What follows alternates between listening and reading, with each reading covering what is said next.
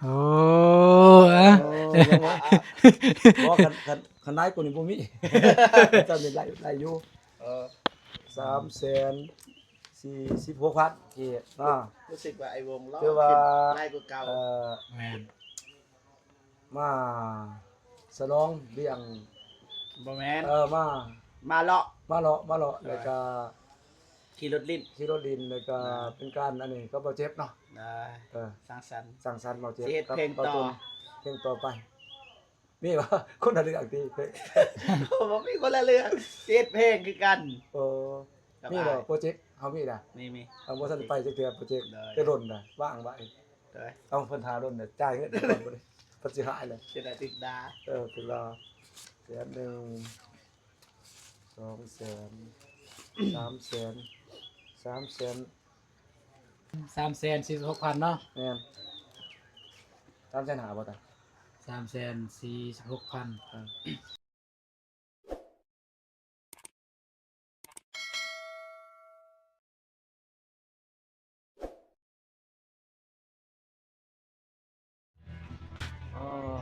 บรรยากาศสริงที่บ้านมาจะได้เนาะบ้านนี้พากันมาพักผ่อนกันหน่อยเราเจ็บมาเองรถฝึกรถมันก็เลยมาแวะกินเขาจักหน่อยพี่น้องเอง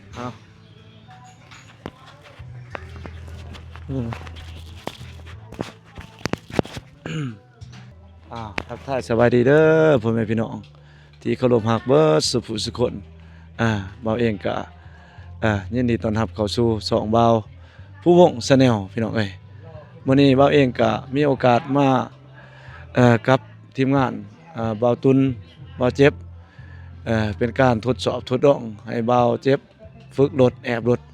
คอยเลาะมาตามทางพี่น้องเอ้ยแต่ว่าบ่ทันได้เข้าตัวเมืองใหญ่มีแต่มาทางที่มันบางแน่รถบ่สนหลายพี่น้องเอ้ยเพื่อฝึกความกะหารได้ก็ความสำนิสำนานเนาะก็สิพาพี่พ่อน้องไปเบิ่งว่าสิกินหยังเนาะพี่น้องเนาะโทรหาทีมงานเลยนะบ่ได้มาได้โทรหาทีมงานทุกคน โทรหาทีมงานเลย บ่ทีมงานทุกคน เบาน้องเบายังมาเลย แม่น โทรหาเลย อัดได้เลย ธรรมศาสตร์เลย โอเคบาดนี้สวัสดีเด้อบ้านสวัสดี สวัสดีเด้อ เด้อ ไปดีอ่ะ เราเจ็บเลยโอ้คือทุนเนาะ บ่ได้ยินเด้ บ่ได้ยินนะ โอ้ขับรถนี่ก็แน่นอนเนาะเอาตัวเนาะเป็นจะได้ฝีมือ เพราะว่าบ่ทันกลับ ก็ เบาตูนจน คอยเป็นคอยไป กันล เนาะ มหายใจ ว่าสินอนอยู่บนนึงนี่บ่กล้านอนเนาะเว้าวงกัน คือกักมื้อใหม่บ่ว่ากันพี่น้องเอ้ยเจ้านั้นก็เก่งเองเนาะให้เพิ่นฝึก ตอนนี้ก็มานั่งอยู่ร้านอาหารของให้บ่ตุนซะแนะนำร้านอาหารหยังบ่ตุน โดยอันนี้ก็คือร้านอาหารท่าแตงฟาร์มรีสอร์ทก็คือบอนที่บอตูนเคยเห็นวิกแต่เก่าแต่ก่อน โดย บอตูนที่วิกอยู่นี่ก็ได้ประมาณ2 ปี โดย ได้2 ปีได้เรียนจบมาแต่นครหลวงมาอยู่บ้านกันมาอยู่นี่เลย โดย แต่ว่าจะบ่ได้สายตรง แต่ว่าด้วยความว่าเพิ่นก็บ่มีพนักงานตอนนั้นนะเพิ่นก็เลย โดย เอาไปเฮ็ดซอยเอาไปเฮ็ดก่อนที่จะมาเป็น YouTube เนาะ โอ้ ปัจจุบัน ถื นี้ อว่าบ่ตุนเริ่มเฮ็ดเวียกอยู่นี่ก่อน ได้ ร่นบ่ตุนเฮ็ดเวียกอยู่นี่เท้าความหลัง ประมาณ จังหน่อย 2 ปี โอ้2 ปีพุ่นเนาะ ได้ โอ้โดนเติบได้พี่น้องเอ้ย ตั้งแต่เงินเดือน เริ่มต้น1.7 ล้าน ด้าน7พี่ จน น้อง ฮอด3 ล้าน 5ขึ้นเอา ด้าน ก็ 7 โดนเติบ ได้เป็นเงินไทยก็เท่าใดเว้ย ติดกัน 3,000เนาะประมาณ 3,000 บาท โอเคโอเค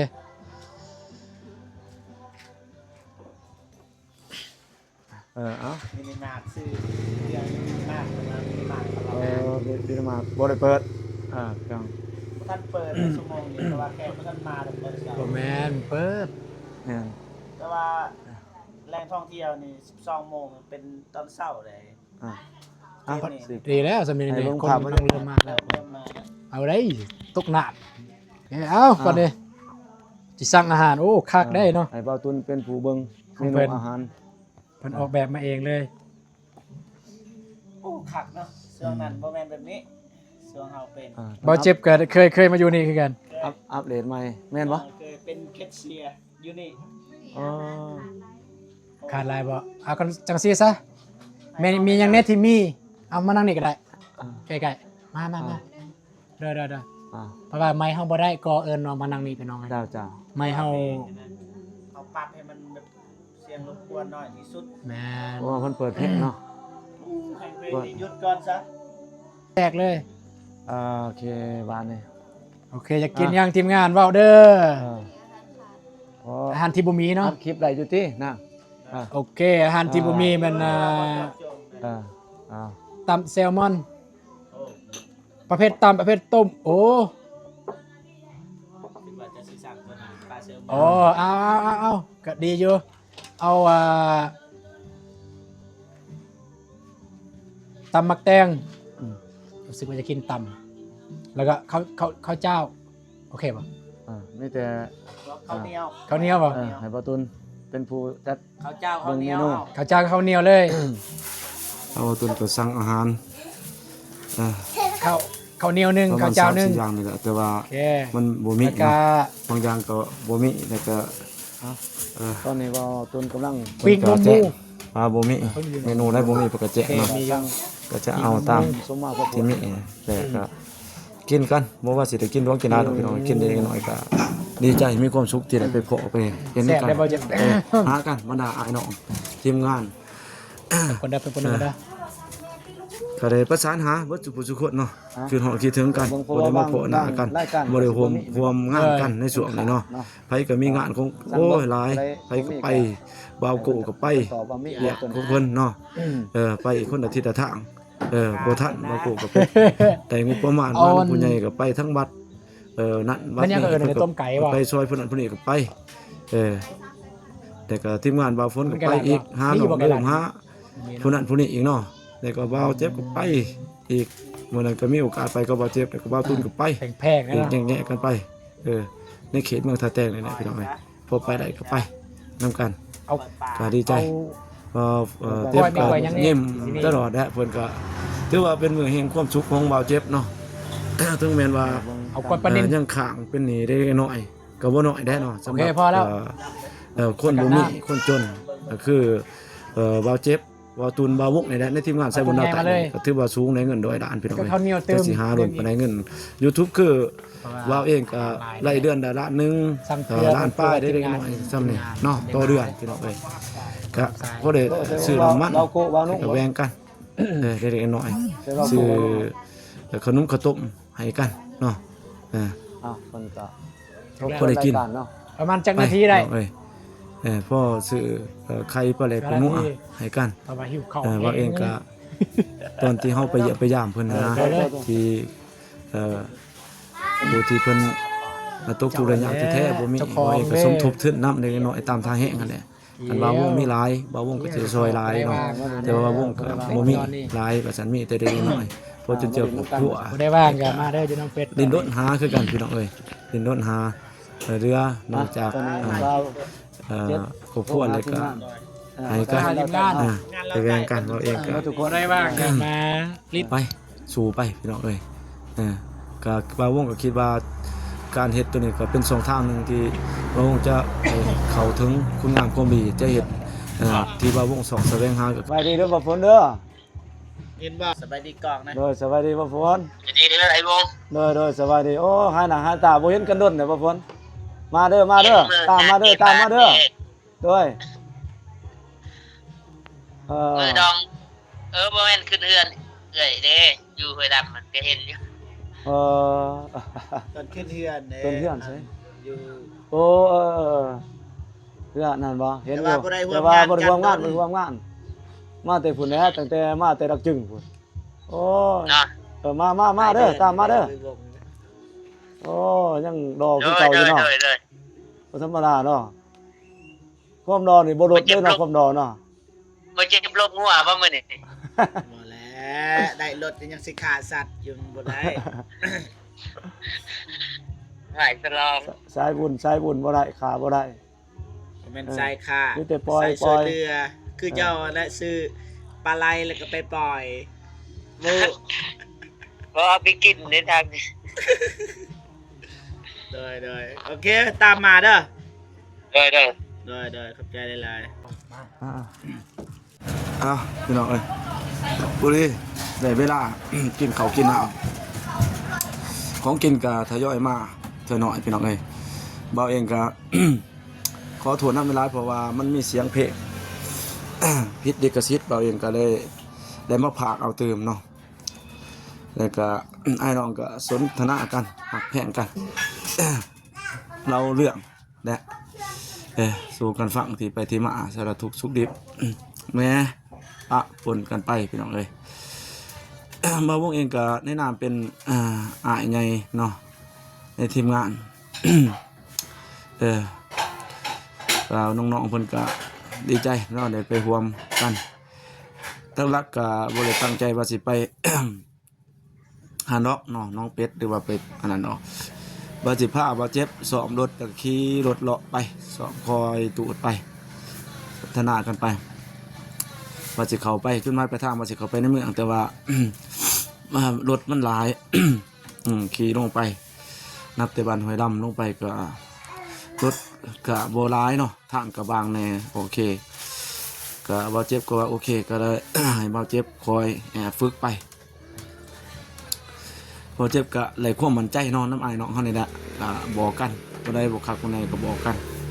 บ่เจ็บก็เริ่ม มีความกล้าขึ้นเนาะในการเอาผู้จักจังหวะในการควบคุมรถว่าเป็นจังไดคอยตูดไปลงไปเรื่อยๆพี่น้องเอ้ย ลงเมื่อไปหอดแล้วก็เลยว่าร่วมกับกัน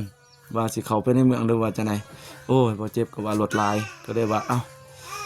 ไปทางรถบ่หลายว่าซั่นออก ไปทางเขตชานเมืองไปทางน้องเป็ด ไปก็เข้าไปแล้วก็เลย แวะเข้าไปก็เลยว่าพากันว่าไปนั่งกินข้าวจังหน่อยว่าซั่นก็เลยโอเคว่าซั่นพากันไปกินข้าว ไปกับคน สถานที่ก็ คือเป็นบอนที่บ่าวตุนได้ก็บ่าวเจ็บเนาะเคยไปเฮ็ดเวียกเฮ็ดงานอยู่หั่น หลายปีเติบว่าซั่นอยู่หั่นก็หลังจากได้เฮ็ดเวียกนั้นแล้วก็ได้มาเป็นสอบแล้วก็มักแล้วก็มาเฮ็ดทาง YouTube พี่เนาะแล้วก็มาเพาะทีมงานบ่าวเตียงทองมาเองก็สิเท้าความไปเนาะถึงอดีตของสองหนุ่มเพิ่นน้องชายทั้งบ่าวตุนแล้วก็บ่าวเจ็บ แล้วก็มาก็ มาสั่งอาหารแล้วก็พากันมาหลังจากเราเรื่องแล้วเนาะก็สั่งอาหารไปพร้อมเราเรื่องไปนับก็มีบ่าวตุนแหละเป็นผู้ เลือกเมนูต่างๆของเพิ่นเคยเฮ็ดเวียกอยู่หั่นเนาะก็ทำก็มีแต่คนหาคนแพงของบ่าวตุนที่เคยเฮ็ดเวียกร่วมกันว่าซะ ไปกับผู้จักกันเบิดบ่าวตุนกับบ่าวเจ็บกับพนักงานอยู่หั่นแหละที่เขาบริการเหตุการเสิร์ฟการหยัง สั่งอาหารก็ ถือว่าได้สั่งอาหารแล้วก็บางอันก็มื้อนี้ก็แขกก็บ่หลายเนาะบ่หลายเพราะว่ามันบ่ทันได้แขกตอนทีมงานไปก็ได้เพิ่นก็เริ่มมาเนาะมันก็ยังขาบายนี่แหละเนาะตอนเช้าหาเที่ยงก็เริ่มทยอยมาแน่ก็ได้สั่งอาหารเพราะว่าอาหารบางเมนูก็บ่มีเพราะว่า อาหารก็อิงตามแขกเนาะเขาบ่ได้เก็บสต็อกไว้หลายอาหารมีแต่แขกมามื้อไรเป็นวันสำคัญวันสำคัญเป็นวันแม่หญิงสากลเป็นวันผู้แห่งชาติวันนั้นวันนี้วันพักผ่อนวันอันนั้นปีใหม่วันสำคัญเนาะก็จะมีแขกหลายมันก็จะเอาอาหารเข้ามาหลาย แต่ว่ามื้อนี้แขกก็ค่อนข้างเบาว่างตาเนาะ ทีมงานก็ไปสร้างบ่หลวงบ่หลายหรอกพี่น้องเอ้ยตามงบ สั่งอีหยังว่าตุนสั่งตำส้มตำส้มแล้วก็ส้มบักแตงบ่แล้วก็สั่งทอดไข่ง่ายๆเนาะอาหารเนาะแล้วก็สั่งก้อยปลานิ่น เนาะพากันมานั่งสนทนากันไปเอ้ยก็มีทั้งข้าวเจ้าแล้วก็สั่งข้าวเหนียว คนละสุดเนาะเขาก็2ติ๊บคือพี่น้องเห็นนั่นแหละ แล้วก็ข้าวเจ้าแน่กินน้ำกันไปสนทนากันไปบ่เจ็บก็ค่อนข้างประทับใจดีใจเนี่ยบ่เจ็บก็ที่ได้ตามฝันเนาะถึงว่าแม่นว่าสิบ่ได้รถที่มันงามปานใดก็เพิ่นก็ดีใจเนาะที่ได้มีรถขี่ประสานน้ำเพิ่นบ่ได้หลบแดดหลบฝนเลยย่ามไปไกลแน่ก็มีความปลอดภัยเติมขึ้นไปอีกเนาะเดินทางผู้เดียวบ่ได้ว่าเดินทางไปไปเลิกมาเลื่อนเนาะทีมงานก็พอได้ติดอันนั้นไปน้ำแช่กันน้ำมงน้ำมันเนาะก็พอได้ไปร่วมกันพี่น้องเอ้ยเฮ็ดบุญเฮ็ดไปจำแนกแจกข้านไปพี่น้องเอ้ยหักแพงกันทีมงานสายบุญก็ได้โทรหาทั้งทีมงานสุขคนเนาะก็ผู้ใดบางก็มาทั้งโทรแล้วก็มีแต่ว่าฝนเนาะเพิ่นบางเพิ่นหับทรายแล้วก็แต่ว่าบ่ฝนก็ บ่ได้ตามมาเนาะมีแต่ทีมงานเฮาแล้วก็คนอื่นๆในทีมงานสายบุญดาวใต้นะก็บ่บางก็ค่าเบี้ยก็บ่ว่ากันเนาะก็บอกเบิดสุขคนพี่น้องเอ้ยส่วน อาหารก็ พอประมาณก็บ่ได้กินล่วงหลายหรอกพี่น้องเอ้ยกินจักหน่อยเพราะว่าตามงบประมาณเฮาก็บ่ลงบ่หลาย ก็มี นี่แหละก็ขอยปลาแน่คือน้องได้เห็นเนี่ยก็ส่วนงบประมาณการใส่ใจก็ถือว่า ส่วนงบประมาณต่างๆก็ค่าใช้จ่ายก็บ่ลงบ่หลายพี่น้องเอ้ยว่าผู้วงก็ขอเลี้ยงน้องๆเพิ่นเนาะเป็นการแสดงความยินดีก็บ่เจ็บเราเองก็บ่มีหยังหลายเนาะบ่มีหยังให้บ่เจ็บว่าซั่นซะก็เพิ่นก็เป็นผู้หนึงที่นำพาบ่าวเนาะทั้งบ่าวตูนบ่าวเจ็บแนะนำให้บ่าวได้มาเฮ็ดช่อง YouTube เงินเดือนของบ่าววงนี่แหละเงินเดือนของ YouTube เนาะของบ่าววงนี่แหละก็ได้อยู่ประมาณล้านป้ายพี่น้องเอ้ยล้าน5ล้าน6นี่แหละก็ประมาณนั้นก็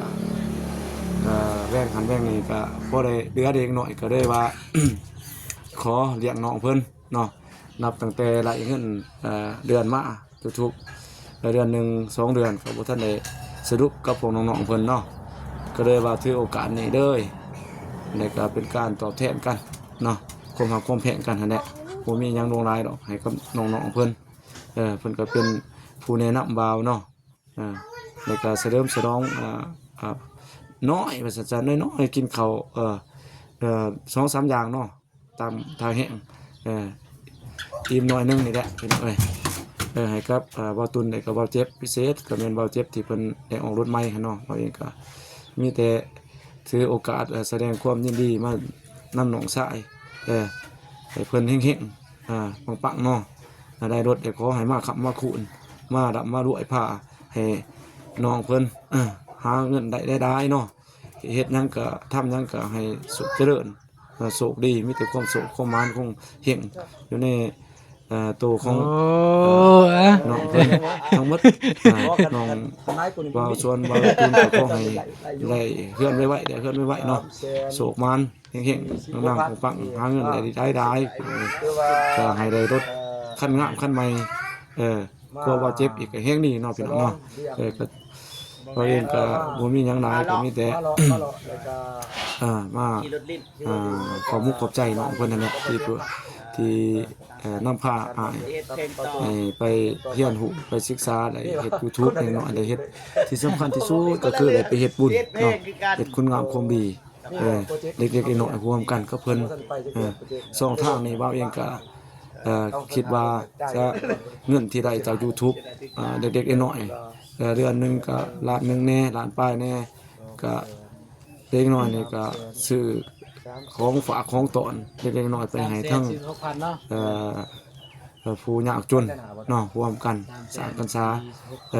ช่วยกันคนละไม้ละมือคิดว่าตัวนี้เป็นสองทางหนึ่งที่บ่าววงยินดีที่จะจำแนกแจกทานเนาะเฮ็ดบุญเฮ็ดความงามความดีร่วมกันกับน้องๆเพิ่นก็แนวคิดของน้องๆเพิ่นก็ค่อนข้างดีเนาะเฮ็ดเป็นความดีก็อยากจะนับถือน้องเพิ่นถึงว่าเพิ่นแน่เป็นน้องเนาะแต่เพิ่นก็มีคู่แนวคิดที่ ดีเพราะฉะนั้นอย่างเบาเจ็บแล้วก็เบาฝนแล้วก็เบาอาตุนเนาะเบาฝนก็สุดยอดเนาะเป็นบุคคลหนึงที่ดีนั่นแหละเนาะบ่เองก็บ่มีหยังหลายก็มีแต่ขอบคุณขอบคุณขอบใจ FC ที่เขามาเบิ่งมาชมมาให้กำลังใจบ่าวผู้วงแต่ต้นจนจบที่บ่ทิมบ่ปลาเนาะมาเบิ่งคลิปของบ่าวผู้วงว่า แต่ว่าก็อยู่น้ำรถนั่นแหละ มันก็ ช่วงนี้ก็คัดขันเกินแน่เนาะว่าวงในบ่สบายแน่แล้วก็เฮ็ดเวียกทางการแน่เนาะบ่าวก็เฮ็ดเวียกเพื่อหาเลี้ยงชีพหาเลี้ยงครอบครัวแหละพี่น้องเอ้ยไปเรื่อยๆนี่แต่จุนเจือครอบครัวแน่แล้วก็แล่นไปเฮ็ดนั่นนี่แน่เพื่อสิหาเงินเล็กน้อยเนาะเพราะว่าจุนเจือครอบครัวถ้าบ่าวพวงมีเงินบ่ก็บ่มีคือกันเนาะพี่น้องเนาะก็เฮ็ดไปเล็กน้อยพี่น้องเอ้ยอันนั้นซ้ำเล็กน้อยก็พอซอยเหลือกันไปพี่น้องเอ้ยมีกำลังใจดีแล้วก็รวมกันเฮ็ดคุณงามคุณดีคนละไม้ละมือความดีก็ยังสิอยู่คงอยู่ในใจตลอดไปเนาะเราเองก็ขอขอบใจเบิดสุขสุขคนไปก่อนพี่น้องเอ้ย